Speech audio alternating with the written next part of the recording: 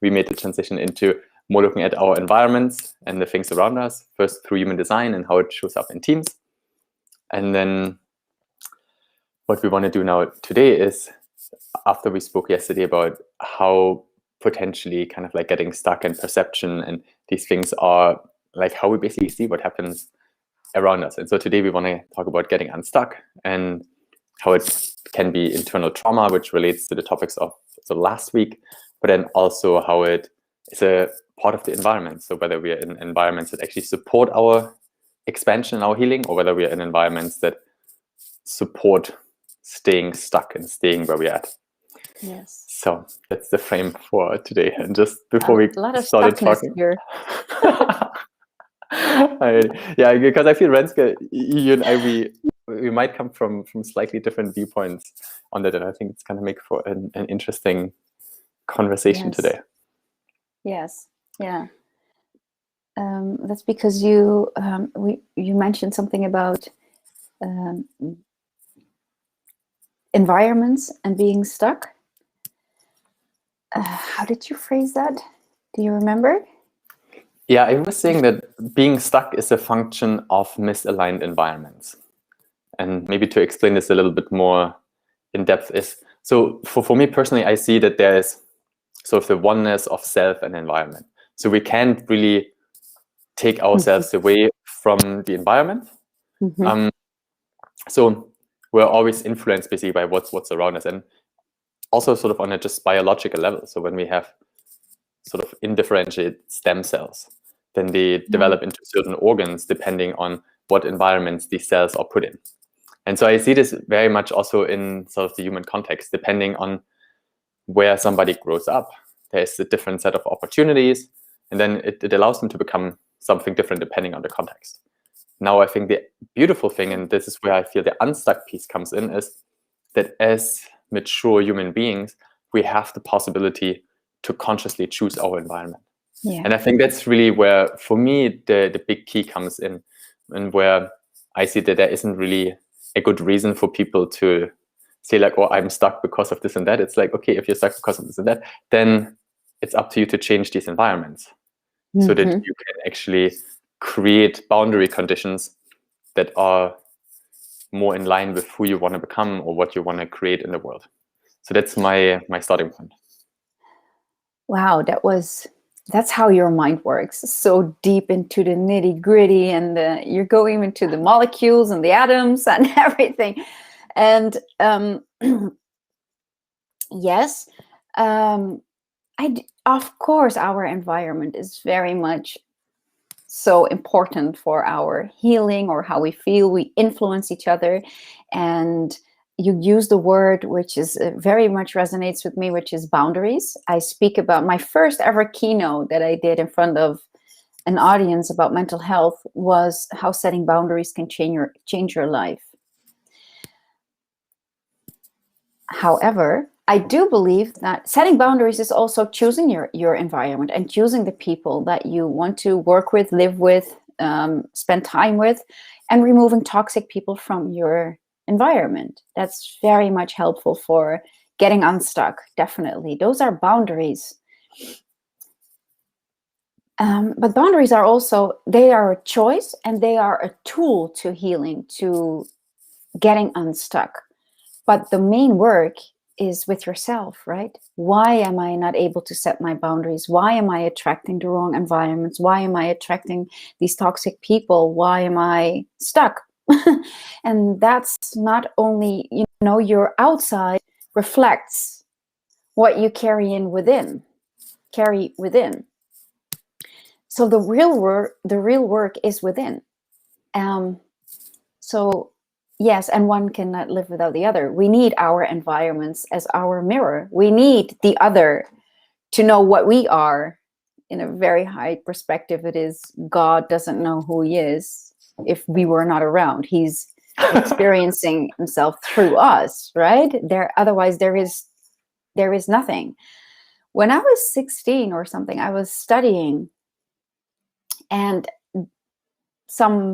there was some philosophy class, and the teacher said, I think this is a famous one. Like, if a tree falls down in the woods and there is nobody there to, experience it or hear it, the sound hitting, the tree hitting the ground, then it didn't happen. Then there is no sound.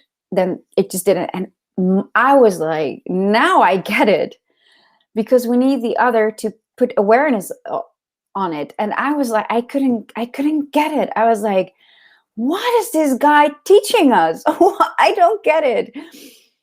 Now I get it. Yeah, I can go into the nitty-gritty, but I think I'm going to leave it like this right now. Yes, environments are very, very important for us, but mostly they reflect what we carry within, right? Toby, I'm very curious about your reaction. Yeah, it is exactly this sort of two-sided piece where there's definitely the other versus the self. And I mean, I often see, like, sort of in the work that I do, I see very clearly reflected in the people I work with, like who I'm at that particular time in my development. Yeah. And also, I mean, ever since, for example, like starting Superhumans, or even going further back, like when I was still working in tech or being in uni, yeah, these environments reflected a certain version of me. Yeah. And at the same time, so I would say it's important to have these environments and people around me to basically kind of like unpack what's going on within and laying it out so that I can reintegrate it in sort of a new form that reflects more what I actually desire. Yet at the same time as well, making conscious choices of stepping out of environments. For example, I was speaking yesterday about the fellowships for sex addiction and codependence. So I see those as environments. Those are containers for healing. So when first my relationship ended, and I realized, like, man, I'm actually having challenges maintaining relationships due to these like internal things that I have, then I was looking at where are the environments where similar people solve similar challenges, so that I could be around humans that understand what's actually going on within me, where I didn't need to explain. I didn't feel a weirdo or sort of broken or anything, because I was basically around other people who were experiencing something quite similar. And so we could support each other because we were effectively co-equal in that experience. There was no sort of like hierarchy of judgment or anything. Now, at some point, then, I mean, it is an environment. It's sort of like a bubble as well. And I feel going through the work, so in these fellowships, there's these like 12-step programs where you really point a lot of awareness to the inside of like what's going on within. Now, once the within is beginning to heal and evolve, then what I recognize is that we see these environments of these fellowships were actually no longer conducive, because I was hanging around people who were continuously struggling. And so I see these environments as kind of these, basically spheres that we move through. You know, I moved in and this environment provided me with a container for healing. But then once I had healed to a certain degree, staying there, it would continue actually wounding me. I would never ever be able to further ascend. And so then it was important to step out of these environments. And ultimately, that was then for me also the step where I started creating my own environments, where I realized, like, man, actually, I now have a degree of footing where I feel I know more clearly where I actually want to go. And then starting to create my own environments, and then inviting people in there. And then again, I mean, it still shows the same. I mean, the same with partnerships, the same with people in my teams. You know, it's all that reflects who I am at a particular moment in time. Now, and there's, I feel that this balance between, yes, other people are important, because they're effectively sort of this mirror cabinet that gives us a 360 perspective of who we are. But then it's, again, I feel that the question, this is where it comes to the stuckness for me. Am I giving my energy to others to define me? Or am I basically using my own consciousness to observe myself, so that, you know, in quantum physics terms, I can collapse potentials into particles in my own being, rather than making myself dependent on others to do this collapsing for me, if you want. So this is maybe a little kind of out there, but I begin to see really this whole quantum physics piece is where we're really taking back, okay, if we are basically able to observe ourselves and are curious, like, okay, what's my experience in this moment right now? That I'm able to basically observe myself. So I make myself less dependent on somebody else observing me in this particular moment. And this is where sort of like the mindfulness, observe yourself thing begins to make a lot more sense to me. To make it really simple for others, because not everybody's mind works as yours. You are very much into details, and you're connecting all the dots so easily. The environment you just spoke about, for example, where you did the 12-step program to heal, was an environment that you deliberately chose to be part of.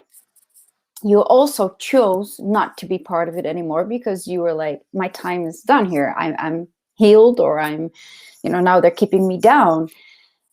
Those are very, and also then when you started your own, you said, I started to create my own groups of people. That's quite conscious, all of that. So I think it's all about awareness.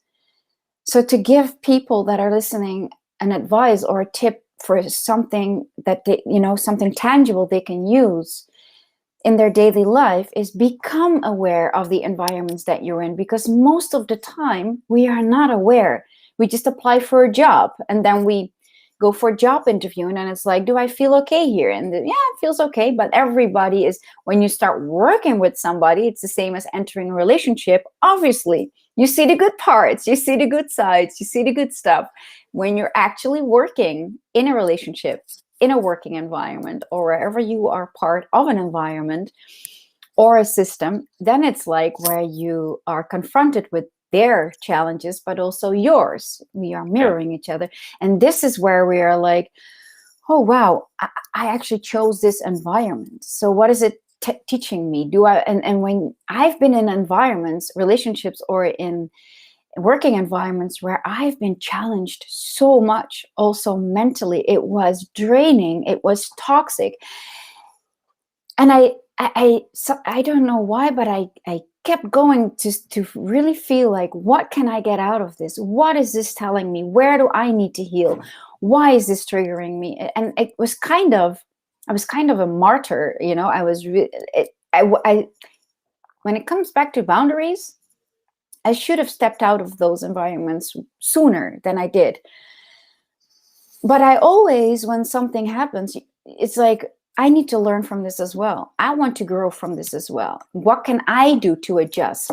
Because we are mirroring each other. And this, I call that spirituality. Spirituality is not reading spiritual books or having 10,000 crystals in your house. Spirituality is taking responsibility for yourself, for your life, for the environments that you are in. For, of course, people that are in war zones, they didn't choose to be there. That's not what I'm saying. But it is about, they do, they do have a family, probably. They do have either a relationship or a working environment, and it's like, what are these environments telling me? And where can I either improve them by improving myself? Don't try to change somebody else or an environment that you're in. That will not happen. And if you feel you reached your maximum of where you can add to that relationship or that environment, and it's not working, then it's time to leave. Then it's definitely time to leave. So my advice to people that are listening is, become aware of your environments. What are they telling you? Do you want to be in that environment? Do you have a choice? Yesterday we said you always have a choice. But that's maybe a takeaway for today when it comes to this topic. Absolutely. I love the piece of awareness around environments, because, for me personally, I needed to feel a lot of pain first. It really started basically like with the partnership that I had with the mother of my kids, and kind of like breaking up and getting back together and sort of taking breaks, and it's just such a mess. And I didn't have like the self-esteem to be like, actually, this is not what I desire, and then it basically needed to go long enough until like she was like, dude, this is it. And that was the point when I feel, ultimately sort of really experiencing pain is often what I guess we potentially need in order to be like, yes, we will make a change. And so from that perspective, what you were saying, I feel actually being stuck is actually a gift. And really, if we're able to reframe it and say like, this is cool. So what am I actually learning? Like, where am I not fully authentic? And why am I doing these things? And basically, and in that regard, then why am I choosing to have these miserable experiences? Like, how much do I value my happiness? Or how much do I believe in the capacity to choose happiness? And I mean, honestly, it's been a long journey for me to now sort of like have that level of insight, but it all started with actually real emotional pain, being like, oh fuck, I didn't want to create like a broken up family, I didn't want to create sort of this situation for my kids to go between homes and all these things. And I feel that actually I needed it in order to step away from doing things for external approval. And I mean, honestly, now sort of like 4 years after, I'm really beginning to be like, man, it actually begins to feel like that I do because I like it, not because I expect somebody else to like what I do. And so, that is also another thing. It is long, and it does take like emotional pain. And so I'm beginning to actually, embrace it and be cool with it in a way is probably also the first step of getting unstuck. Yeah. Stuck is in that sense a gift, as you said, because nobody changes when you're in your comfort zone. You just, even the most aware and conscious person is like, okay, I of course, what I do normally, even though I feel like I'm okay, I still feel when it's time to speak with one of my mentors, because even when I am guiding others, I also need a mirror. I also need a mentor. And especially when things are going well, because I know I will want to be changing something in my life when I'm uncomfortable, when I'm in pain, when I'm stuck. But also try to put a little bit more awareness when you are feeling okay. Is there anything, that I can still keep growing, keep evolving? Stuckness is a sign, definitely, and the present. But maybe we can also look at a little bit inside and reflect more often, even when we feel good, especially when we feel good. Because why do we feel good? Why are we so grateful and thankful for things, right? That's the opposite side of, That's really interesting that you bring out this opposite, because then potentially when things begin going really well, and we are sort of like internally wired for like, oh, we actually like kind of stuckness, even though we don't like it, then it's like, things are going well, so let's sabotage a few things. So then we're going to like re-experience the need for change. And maybe that's something that we can tap into more in our last conversation on Friday. Yes, let's do that. Amazing. Renske, thank you so much this morning. Lots of love. Likewise. Okay.